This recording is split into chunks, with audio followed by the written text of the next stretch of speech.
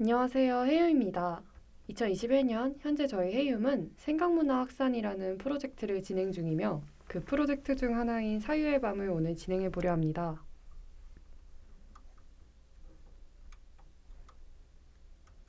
그럼 여러분을 해유의 사유의 밤으로 지금 바로 초대합니다.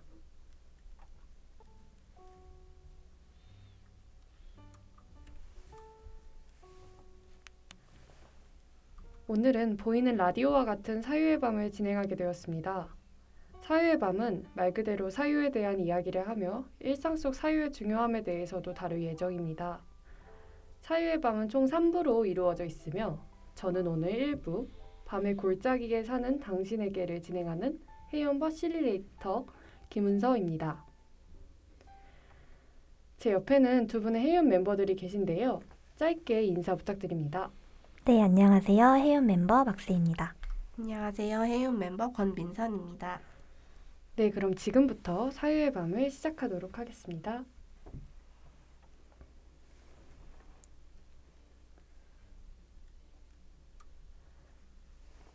여러분, 가을하면 어떤 것이 떠오르시나요? 저는 가을 하면 노랗게 물든 단풍이 생각나는데요. 특히 단풍으로 산이 알록달록하게 물든 걸 보면 정말 아름답다고 느꼈던 것 같아요. 저는 독서가 생각나요.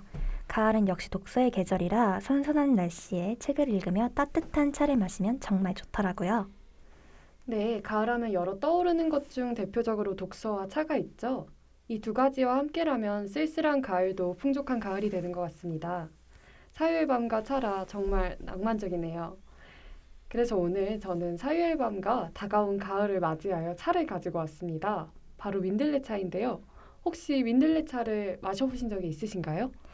아니요, 저는 민들레 차는 처음 들어봤어요. 평소에도 차를 좋아하는데 보통 얼그레이, 카모마일과 같은 차를 주로 마신 것 같아요. 네, 민들레 차는 조금 생소하실 수 있으실 것 같아요. 민들레는 비타민C가 많고 약간 쓴맛이 나는 특징이 있는데 이러한 쓴맛은 위염이나 소화장애를 다스리는 효과가 있다고 하네요. 굉장히 건강한 차인데 사실 사유의 밤 시작 전에 한 번씩 시음해 보셨는데 어떠셨나요? 저는 원래 쓴 음식을 별로 좋아하지 않아서 저는 조금 제 스타일은 아니었던 것 같아요. 저는 굉장히 씁쓸한 맛이 났는데 꽤 맛있었던 것 같습니다. 마음에 드셨다면 다행입니다. 민들레 차는 민들레 꽃으로 만드는데요. 민들레와 관련하여 여러 시 중 오늘 사유의 밤에서는 정호승 시인의 민들레 시를 소개해 드리겠습니다. 민들레 정호승. 민들레는 왜 보도블록 틈 사이에 끼어 피어날 때가 많을까? 나는 왜 아파트 뒷길 보도블록에 쭈그리고 앉아 우는 날이 많을까? 민들레는 척박한 땅에서도 험한 기후에서도 늘 환하게 피어나는 것을 보며 우리의 삶도 민들레와 닮은 꼴이 아닐까 하는 생각이 듭니다. 삶이 아무리 힘들어도 아파트 뒷길 보도블록에 쭈그리고 앉아 우는 날이 많아도 그 속에서 환하게 자신의 존재를 드러내며 살아가는 우리의 모습이 시 속의 민들레와 같다는 생각이 듭니다. 그럼 여기서 우효의 민들레 노래 듣고 오겠습니다.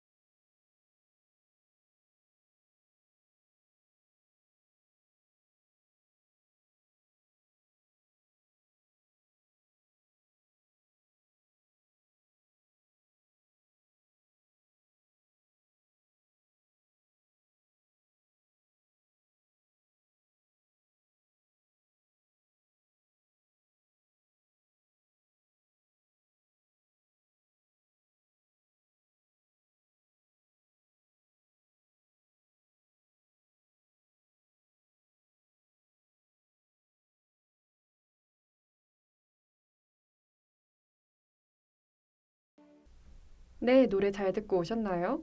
우효의 민들레를 들으면 저도 모르게 한껏 기분이 들뜨게 되는 것 같습니다. 가을하면 차도 있지만 독서도 빠질 수 없죠? 저는 요즘 긴긴 밤이라는 책을 읽고 있는데요. 처음에는 문학동네 어린이 문학상을 수상하였다는 문구가 눈길이 가서 읽게 된 것 같습니다. 하지만 읽으면서 약간 어린이 문학임에도 어른들에게 큰 의미를 주는 것 같아서 더 푹 빠져 읽고 있어요. 혹시 민서님과 세희님도 읽고 있는 책이 있나요? 저는 요즘에 읽고 있다기보다는 최근에 사서 아껴두고 있는 책이 있는데요. 최유수 작가님의 아무도 없는 바다라는 책이에요. 단편 에세이집인데 바다에 가서 읽으려고 아껴두고 있어요. 파도 소리랑 같이 읽고 싶거든요. 네, 저는 1cm 다이빙이라는 책을 읽었는데요. 작년 베스트셀러여서 읽으신 분이 많을 것 같다는 생각도 들어요. 행복을 위해서는 현실에서 1cm만큼만 떨어져 나와 다이빙하면 된다고 이야기해주는 책입니다. 사실 우리가 행복해질 수 있는 방법은 그렇게 거창하지 않다는 걸 알려주는 것만 같아요. 책에서 알려주는 주문이 하나 있는데요. 그럼에도 불구하고입니다. 힘든 상황에 있을 때 그럼에도 불구하고 난 할 수 있어 하고 오글거리는 다짐을 하면 조금 힘이 나기도 하는 것 같아요. 네. 저는 책을 읽으면 그 책에 대한 여운을 오래도록 느끼고 싶어서 책 노트를 쓰곤 합니다. 그 노트에는 책의 줄거리와 더불어 책을 읽으며 제가 생각하고 느낀 것들에 대해 적는데 가끔 노트를 읽다 보면 저의 깊은 생각을 되돌아볼 수 있어서 좋았던 것 같아요. 혹시 민서님과 세희님은 독서 노트와 같이 작성하고 계신 것이 있으신가요? 저는 해임 활동을 하면서 글을 적고 있는 것 같아요. 평소에는 아무렇지 않게 지나간 주제들도 해임 활동을 하면서 다시 생각을 해보고 글을 적음으로써 제가 표현하고자 하는 게 무엇인지 정확하게 알게 되는 것 같다는 생각이 들어요. 저는 다이어리를 작성하고 있어요. 다이어리를 작성하면서 저의 하루를 마무리하고 또 앞으로 어떻게 살아가야 할지 많은 고민을 하는 것 같습니다. 네, 그럼 그런 글을 적으면 혹시 어떠셨나요?